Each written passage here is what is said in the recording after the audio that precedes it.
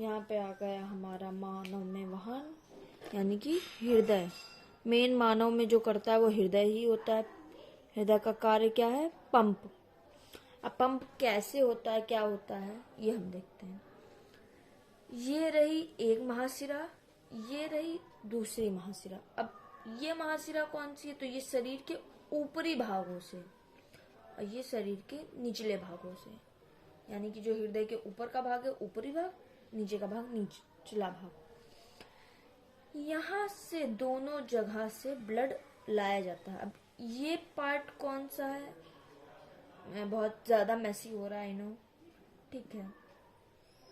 तो ये है दाया अलिंद जिसे बोलते हैं।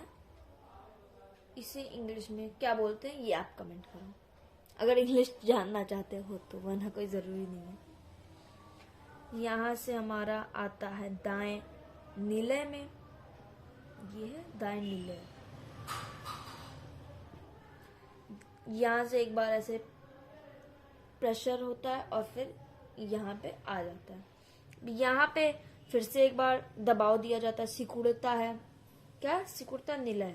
अभी ये भी हम ब्लड प्रेशर में अभी आगे पढ़ेंगे, रक्तचाप में, कि इसके सिकुड़ने को क्या बोलते हैं, इसके सिकुड़ने को क्या बोलते हैं, या फिर इसके फैलने को क्या बोलते हैं, तो वो भी हम आगे देखते हैं। यहाँ से फिर हमारा ब्लड जाता है और ये जो है ये जो एक दीवार है जो इसको इससे अलग कर रही है, वो क्या बोलते हैं? इसे बोलते हैं विभाजिका। इंग्लिश में इसे बोलते हैं सेप्टम। यहाँ से ब्लड जाता है, एक इधर जाता है, एक साइड से यहाँ से होते हुए यहाँ चला जाता है। अब ये क्या है? तो इसे हम लोग बोलते हैं फुफ्फुस धमनियां। अब अभी तक तो हमने पढ़ा था कि धमनियां जो हैं वो ऑक्सीकृत रक्त जो है वो इधर से उधर लेके जाती हैं। अब यहाँ पे ये तो एक्सेप्शन हो गया। तो ये एक्सेप्शन क्यों है? क्योंकि धमनियों का कार्य होता है हृदय से हर पूरे शरीर के हर एक भाग तक धमनियां ही ऑक्सीकृत रक्त पहुंचाती हैं। लेकिन यहाँ पे कोई एक चीज एक्सेप्शन होना ही था, या तो ये सिराएं हो जाती, तो यहाँ पे ये एक्सेप्शन हो जाता कि हृदय से सिराएं लेके जाती तो हर जगह जाता है धमनियों द्वारा, तो यहाँ पे भी धमनियों द्वारा ही जाएगा। कहाँ जाएगा? फेफड़ों में जाएगा। तो इसलिए यहाँ पे इसको इंग्लिश में बोलते पल्मोनरी। यहाँ पे एक होता है कि ये अनऑक्सीकृत ब्लड लेके जाते हैं, ये एक एक्सेप्शन केस है, ये याद रखना है। फुफ्फुस धमनियां अनऑक्सीकृत रक्त लेके जाती हैं। कहाँ लेके जाती हैं? तो फेफड़ों में लेके जाती हैं। अब यहाँ से ये आता है ब्लड वापस, कहाँ से आया? तो लंग से वापस आ गया है, ऑक्सीकृत हो गया। अब यहाँ पे भी वही एक्सेप्शन। अब ये धमनियां हो गई, तो अब ये क्या होंगी? तो ये होंगी फुफ्फुस सिराएं, या फिर इसे महाधमनी कहते हैं। ठीक है, मैं एनसीईआरटी में इसे महाधमनी बोला गया है। ये यहाँ पे मैं कंफ्यूज हो गई थी। ये होती है फुफ्फुस सिराएं, ये यहाँ होती है महाधमनी। ये लंग से लेकर आती हैं,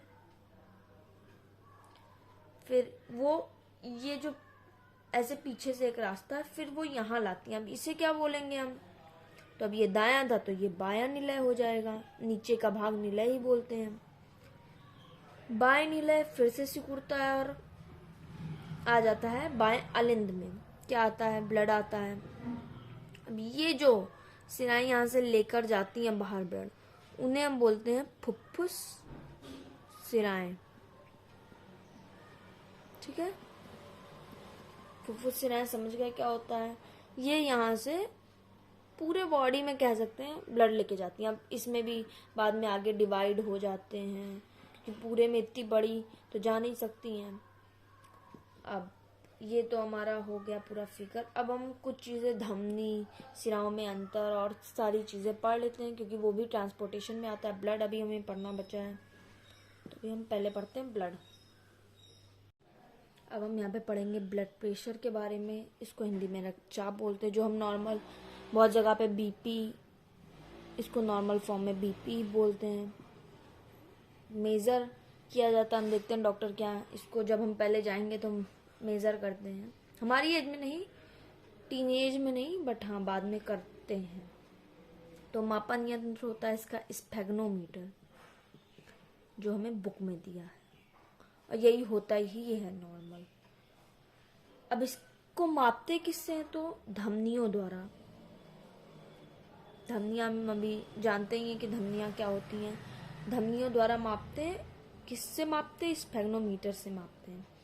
अब ब्लड प्रेशर दो चीज़ों से मिलकर बना होता है, यानी कि जो ब्लड प्रेशर कह सकते हैं, या फिर हृदय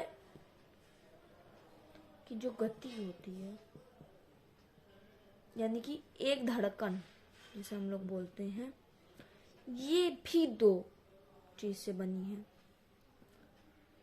पहला है हमारा प्रकुंचन, दूसरा है हमारा अनुशीतलन।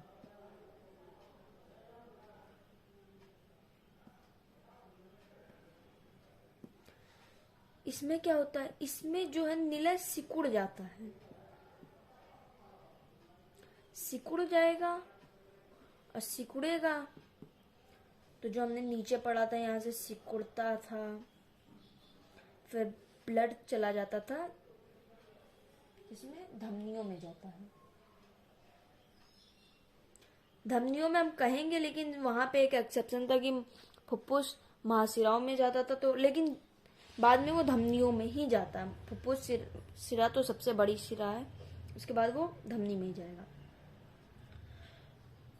तो प्रकुंचन में ये होता है, निलय सिकुड़ता है, धमनियों में रक्त चला जाता है। अब अनुशीतलन थोड़ा रेस्ट वाला है। रेस्ट वाला इट मीन्स यहाँ पे हमें वर्ड से थोड़ा सा लग रहा है कि हाँ आराम है। तो निलय इसमें सिकुड़ता तो इसमें था, अब इसमें क्या है? फैल जाएगा, तो निलय को आराम मिल गया कह सकते हैं। अब आराम मिला है तो इसमें रक्त आएगा, आएगा तभी तो वो फूलेगा। तो रक्त आता है जब निलय में, तो ये होता है। ये दोनों मिलकर एक धड़कन का निर्माण करते हैं, और इसी एक धड़कन को ब्लड प्रेशर द्वारा नापा जाता है। अब प्रकुंचन का जो प्रेशर होता है वो कितना होता है? तो वो होता है 120 mmHg, ये उसका यूनिट है नापने वाला। इसका अनुशीतलन का क्या होता है? तो इसका होता है 80 mmHg।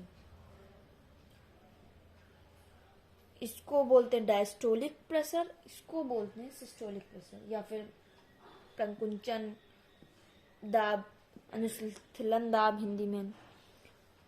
ये 80 mmHg, ये 120 mmHg, ये दोनों इंपॉर्टेंट है। अब ब्लड प्रेशर जब बढ़ जाता है तो उसे क्या बोलते हैं? तो उसे बोलते हैं हाइपरटेंशन। टेंशन लेने से भी बीपी बढ़ता है, ये भी हम जानते होंगे, हाइपरटेंशन। अब इसे इंग्लिश में क्या बोलेंगे? तो उच्च, हिंदी में क्या बोलेंगे?